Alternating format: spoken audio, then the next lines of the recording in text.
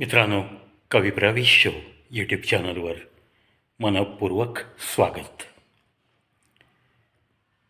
फोकसमध्ये तुम्हाला माझ्या मागे फोटो दिसतोय. ती व्यक्ती कोण आहे? काय सांगायची आवश्यकता? रतन टाटा, एक आपल्या भारत देशाचं महान व्यक्तिमत्व. फक्त एक उद्योगपती असं काही नव्हतं. प्रचंड माणुसकी जपत आणि समाजाभिमुख उद्योगपती म्हणून नाव कमवत मस्त जगलेला एक महान उद्योगपती. असं बोललं जातं की भारतात असलेल्या सर्व महान उद्योगपती जे आहेत ती लोक एकतर जो टॅक्स भरतात त्याच्याही पेक्षा जास्त या उद्योगपतींनी समाजासाठी पैसा दिला आहे.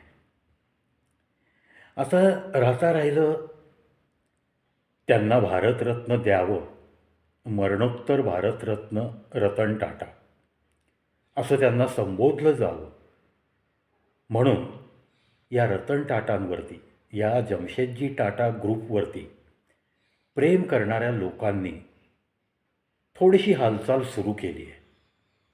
सर्वप्रथम मी या गोष्टीचा पाठपुरावा करत राहावा म्हणून त्यांना बळ मिळावं म्हणून शुभेच्छा अर्पित करतो. आणि कविप्रवेश शोचा या महान उद्योगपतीला भारतरत्न देण्यात यावा यासाठी नक्कीच जाहीर पाठिंबा. सिंगूर आठवतं मित्रांनो? कोलकाता. एक उद्योगपती, नॅनो कार. नॅनो म्हणजे जे काही मायन्यूट गोष्टी बनतात त्याला नॅनो म्हटलं जातं सायंटिफिक लँग्वेजमध्ये. त्याच नावाची एक कार काढायची, ती मॅन्युफॅक्चर करायची, त्याचा मोठा उद्योग उभारायचा. का उभारायचा? एक स्वप्न पाहिलं. मध्यमवर्गीय माणूस जो 70,000ची मोटरसायकल कर्ज काढून घेतो आणि आपल्या पत्नीला आणि 2 मुलांना बसवून जीवनाची रिस्क घेऊन त्या मोटरसायकलवर चौघं प्रवास करतात, अर्थात 2 लहान मुलं. हे पाहिल्यावर याच मध्यमवर्गीयाला अजून थोडेसे पैसे जास्त घालून जर आपण 4 चाकी देऊ शकलो तर का नाही द्यायची, असा विचार करून नॅनो कारचं डिझाईन बनवलं गेलं. त्याच्यात वापरले जाणारे पार्ट्स हे जास्त कॉस्टली नसले पाहिजेत, पण सुरक्षिततेच्या दृष्टीतून योग्य असले पाहिजेत.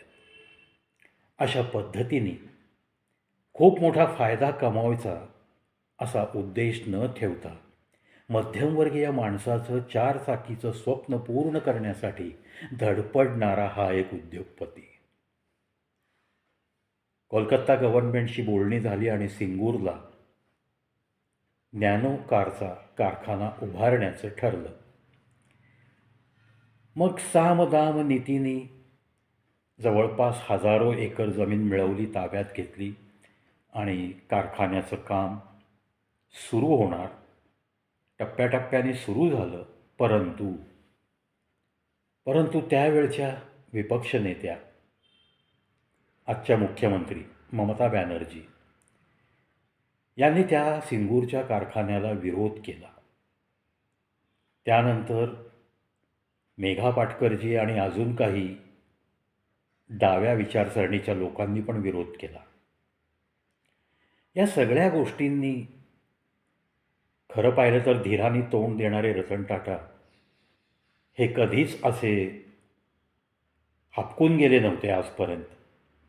पण या सिंगूरच्या बाबतीत त्यांच्या लक्षात आलं की विनाकारण प्रकल्प लांबतोय आणि वेळ वाया जातोय.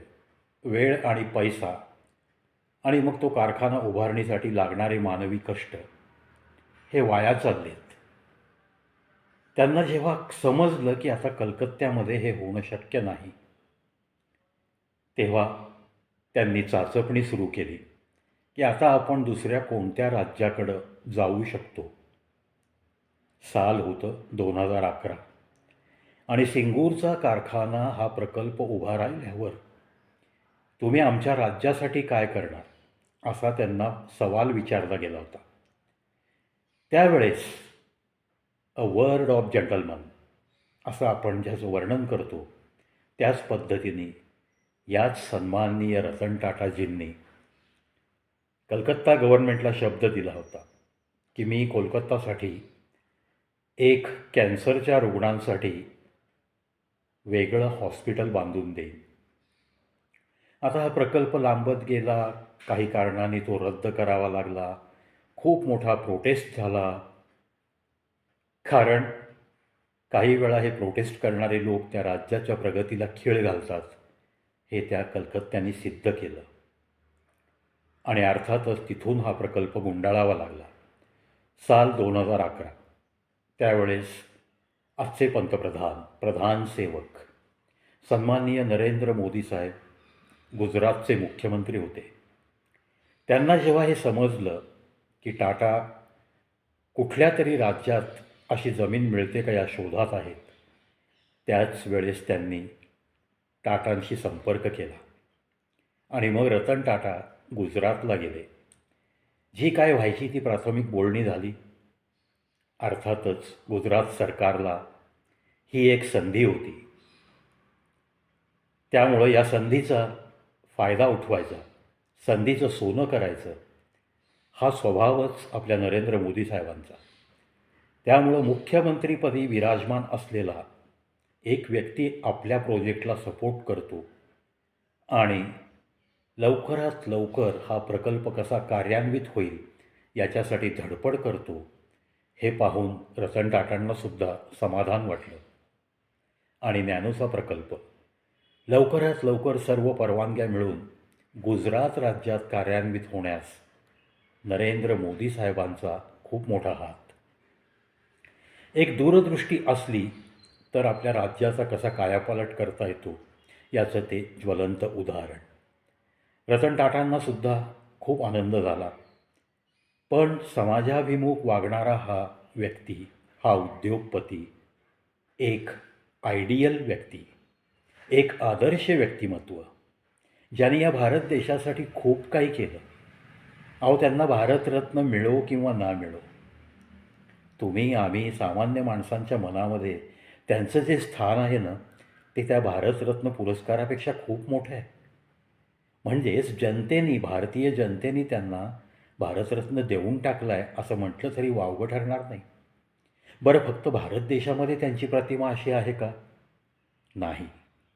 संपूर्ण जगभर रतन टाटांनी या टाटा समूहाचं नाव एका उच्च पातळीवर नेलं आहे.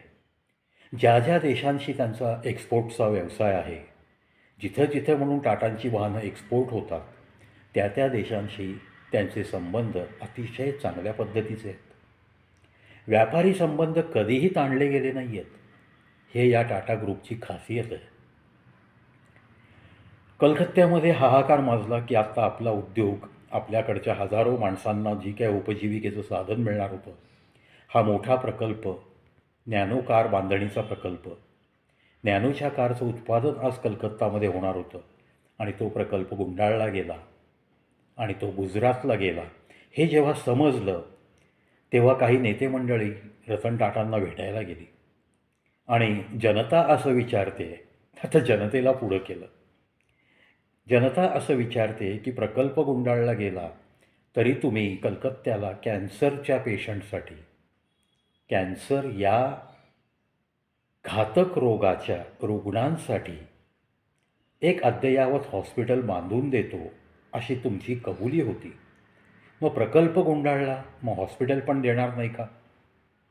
एखादा व्यक्ती चिडून म्हणाला असता की तुम्ही प्रकल्प होऊ दिला नाहीत, माझं तुमच्या राज्यात काही उत्पन्न नाही, मी तुम्हाला कशाला हॉस्पिटल बांधून देऊ?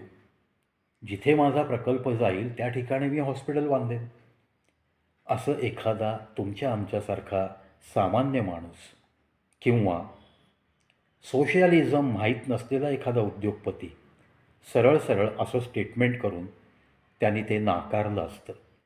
परंतु हेच तर वेगळेपण होतं रतन टाटांकडे.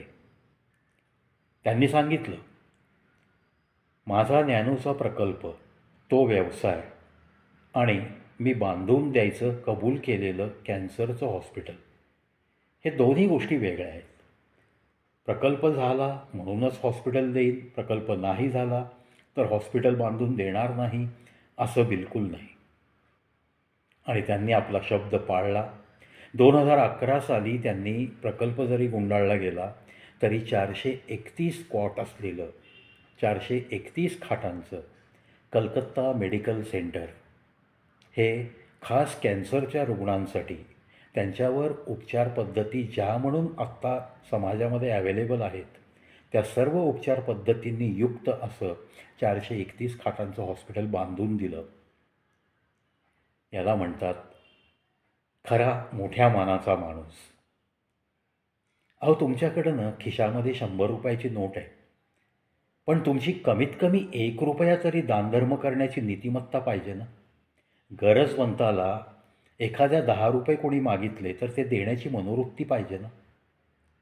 ती फार कमी लोकांकडे असते. पण याच मनोवृत्तीने आयुष्यभर जगत जगत उद्योगपती म्हणून नाव कमवत असतानासुद्धा आपण समाजाचं काय काय देणं लागतो म्हणून समाजासाठी हजारो लाखो कोटी रुपये खर्च करणारा हा महान उद्योगपती. भारतरत्न मिळो अगर ना मिळो, आमच्यासारख्यांच्या मनामध्ये हे एक भारताचं अनमोल रत्नच आहे. आणि खरोखर रतन हे नाव एक रत्नच आहे. ते टाटा घराण्यातलं एक रत्न, अनमोल रत्न. आज खूप खेद वाटतो की ते आपल्यात नाही आहेत. पण त्यांनी जे काही कार्य केलं आहे ना, ते ही पृथ्वी जोपर्यंत आहे, या पृथ्वीवर मनुष्यजात जोपर्यंत आहे तोपर्यंत त्या कार्याचा बोलबाला होत राहील आणि त्या खाणाखुणा तशाच राहतील. आज हजारो कॅन्सरच्या रुग्णांना वरदान मिळाले कलकत्त्यामध्ये. बरं, एवढ्यावर ते थांबले का? 2011 साली 431 खाटा. मग त्याला त्यांनी परत एक्सटेंडेड एरिया पण घेतला आणि त्या हॉस्पिटलचं पुन्हा अतिरिक्त खाटा तिथं कशा बसतील ह्याच्यासाठी एक्सपान्शन केलं. म्हणजेच हॉस्पिटलची इमारत अजून वाढवली आणि 2019 साली हजारो रुग्णांची सोय त्या हॉस्पिटलमध्ये व्हावी इतपत त्याची वाढीव इमारतसुद्धा बांधून दिली. कोणाकडे असतं एवढं मोठं मन? नाही पाहिलं मी तरी. म्हणूनच आज रतन टाटांचा हा शाब्दिक गौरव करताना मन भरून पण आलं आहे आणि अभिमानाने फुलून पण आलं आहे. अशी माणसं पुन्हा होणे नाही. रतन टाटा अशी अनमोल रत्न या भारत देशात पुन्हा पुन्हा जन्माला यावीत यात सदिच्छा आणि शुभेच्छा व्यक्त करतो. आणि या टाटा कुटुंबियांना करोडो वेळा आभार मानले तरीही ते कमी पडतील. म्हणून प्रत्येक भारतवासियाला, मग तो कोणत्या का धर्माचा असेना, त्याला मी विनंती करेन की अरे, कमीत कमी अशा माणसांनी आपला देश भरलेला आहे, या देशाचा अभिमान बाळगा. या अशा लोकांना ज्यांना देवत्व मिळालेलं आहे त्यांना पूजायला विसरू नका. अगदी पूजा रोज करा म्हणत नाही आहे मी, पण त्यांची प्रतिमा तुमच्या मनामध्ये अतिशय तुमच्या त्या आवडत्या देवाप्रमाणेच राहू द्या. त्यांच्या आठवणी ताज्या ठेवूयात. त्यांचा सन्मानपूर्वक उल्लेख सतत होत राहावा. त्यांचा गौरव तुम्हाला जिथे जिथे म्हणून करता येईल तिथे नक्की करा, अशी नम्र विनंती करतो आणि या व्हिडिओत इथंच थांबतो. रतन टाटा अमर आहेत आणि ते अमरच राहणार. अशा व्यक्तिमत्वास कविप्रवी शोचा कडक सॅल्यूट. करोडो प्रणाम, करोडो प्रणाम. हा प्रवी तर रतन टाटाजींच्या समोर नेहमीच नतमस्तक होता, आहे आणि राहीलच, यातही काहीही शंका नाही. पाहत राहा, ऐकत राहा कविप्रवी शो यूट्यूब चॅनलवर. अशाच कडक सॅल्यूट या सेगमेंटमध्ये महान व्यक्तिमत्वांचा समावेश करत त्यांच्या कार्याचा गौरव करण्याचा या प्रवीचा एक प्रयत्न. अनंत व्हिडिओ तुम्हाला या चॅनलवरती कडक सॅल्यूट या सेगमेंटमध्ये दिसतील. मग त्यामध्ये शास्त्रज्ञ आहेत, उद्योगपती आहेत, न्यू इनोव्हेशन करणारे काही रिसर्च करणारी माणसं आहेत, काही समाजासाठी खूप काही कातडी झिजवलेली माणसं आहेत, पर्यावरणासाठी काम केलेली माणसं आहेत. असा जी लोकं मला माहीत होतात त्या लोकांचा समावेश माझ्या या चॅनलवरील कडक सॅल्यूट या सेगमेंटमध्ये मी करण्याचा प्रयत्न करतो. काही जांबाज सैनिकांनासुद्धा कडक सॅल्यूट केलेला आहे मी. असा विविधतेने नटलेला चॅनल जर तुम्ही अजून सबस्क्राईब केला नसेल तर मात्र विनंती करेन की try to subscribe it and try to enjoy 9016 videos on my channel. A huge work done by a world record holder stage artist. मित्रांनो, भेटूयात पुन्हा एका नवीन व्हिडिओमध्ये. तोपर्यंत मस्त राहा, हसत राहा. आज ज्या ठिकाणी महानगरपालिका आहेत त्या शहरांमध्ये निवडणुकीचा दिवस. चला मस्तपैकी फ्रेश व्हा आणि लवकरात लवकर मतदानाच्या रांगेत आपण उभं राहूयात. आपलं कर्तव्य निभावण्याचा प्रयत्न करूयात. एक चांगला उमेदवार चांगलं कार्य करू शकतो असं जे वाटतं त्यांना निवडून आणण्याचा नक्की प्रयत्न करूयात.